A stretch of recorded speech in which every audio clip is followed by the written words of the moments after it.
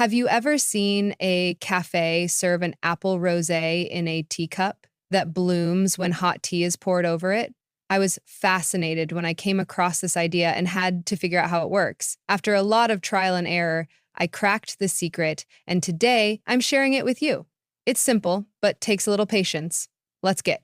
You'll need fresh apples, granulated sugar, a sharp knife or mandolin, a teacup, and your favorite tea. That's it.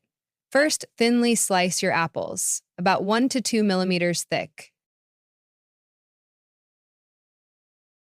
Raw apples are firm and can break, so we need to soften them. Layer the slices in a bowl, sprinkling sugar generously between each layer.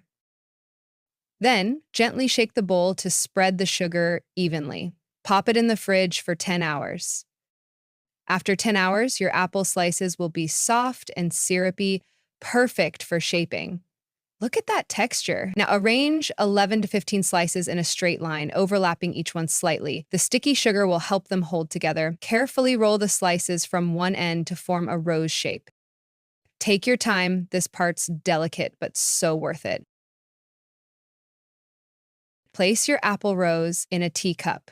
Make sure it sits snugly. Now, for the magic moment, pour hot tea over the rose and watch it bloom. The tea seeps into the layers, opening them up beautifully. It infuses the tea with a delicate sweetness that's just perfect, not too overpowering. And here's the best part. You can drink the tea and eat the apple rose as a sweet treat. It's like dessert and tea in one. This apple rose teacup is such a fun and elegant way to impress your friends or treat yourself. It's simple, time-consuming, but absolutely magical. Give it a try and let me know how it goes. See you next time.